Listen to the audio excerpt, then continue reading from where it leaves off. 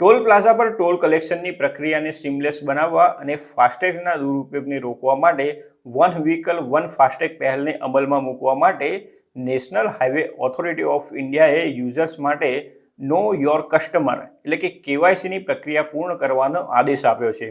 આ માટે national highway authority of India દ્વારા 31 જાન્યુઆરી સુધીની ડેડલાઇન આપી હતી. જો 31 જાન્યુઆરી સુધી કેવાયસી ન કરવામાં આવ્યું તો ફાસ્ટેગ નિષ્ક્રિય થઈ જશે તેવું પણ કહેવામાં આવ્યું હતું. જોકે હવે આ માટેની ડેડલાઇનને લંબાવવામાં આવી છે. નેશનલ હાઈવે ઓથોરિટી ઓફ ઇન્ડિયાએ ફાસ્ટેગ માટે કેવાયસી કરવાની સમય મર્યાદા લગભગ 1 મહિનો લંબાવી દીધી છે. અમારા સહયોગી ટાઈમ્સ ઓફ ઇન્ડિયા ટેક દ્વારા નેશનલ હાઈવે ઓથોરિટી ઓફ ઇન્ડિયાના કસ્ટમર કેરનો સંપર્ક કરવામાં આવ્યો હતો, જેમાં તેમને કહેવામાં આવ્યું હતું કે ઓથોરિટી દ્વારા ફાસ્ટેગ કેવાયસી માટેની સમય મર્યાદા ફેબ્રુઆરીના અંત સુધી લંબાવવામાં આવી છે. અગાઉ ઓથોરિટી તેમજ બેંકોએ કેવાયસી વિના ફાસ્ટેગને બ્લેકલિસ્ટ અને નિષ્ક્રિય એટલે કે ડીએક્ટિવ કરવાનું કહ્યું હતું. જોકે કસ્ટમર કેર તરફથી મળેલી નવી માહિતી મુજબ હવે સમયમર્યાદા વધારીને 28 ફેબ્રુઆરી કરવામાં આવી છે. નેશનલ હાઈવે ઓથોરિટી ઓફ ઇન્ડિયાએ ફાસ્ટેગના દુરુપયોગને રોકવા માટે વન વ્હીકલ વન ફાસ્ટેગ પહેલની જાહેરાત કરી છે. આના દ્વારા એ સુનિશ્ચિત કરવામાં આવે છે કે માત્ર તાજેતરના ફાસ્ટેગ જ સક્રિય રહે અને લાંબા સમયથી ઉપયોગમાં લેવાતા ન હોય તેવા ફાસ્ટેગ નિષ્ક્રિય થવા જોઈએ. આ ઉપરાંત વપરાશકર્તાઓને માત્ર એક વાહન માટે એક ફાસ્ટેગનો ઉપયોગ કરી રહ્યા છે તે પણ આના દ્વારા સુનિશ્ચિત કરવાનો ધ્યેય છે.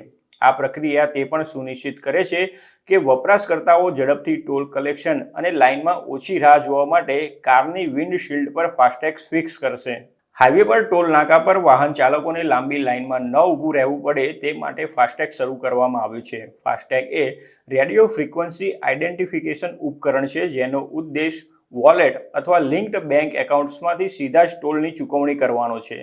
વિન્ડશીલ્ડ પર ટેગ ફિક્સ થઈ જાય છે અને તે હાઈવે અને અન્ય ટોલ પ્લાઝા પર સ્વયં સંચાલિત ટોલ વસૂલાત પ્રક્રિયાઓને સરળ બનાવે છે.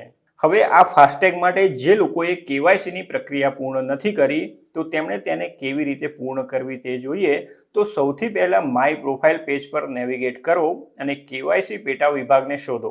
કેવાયસી પર ક્લિક કરીને તમારી કસ્ટમર ટાઈપની પસંદગી કરો અને જરૂરી આઈડી પ્રૂફ અને એડ્રેસ પ્રૂફ ડોક્યુમેન્ટ સાથે આવશ્યક ફિલ્ડને પૂર્ણ કરો. પાસપોર્ટ સાઇઝનો ફોટો અપલોડ કરો અને એડ્રેસ પ્રૂફ હેઠળ સરનામાની વિગતો ભરી દો.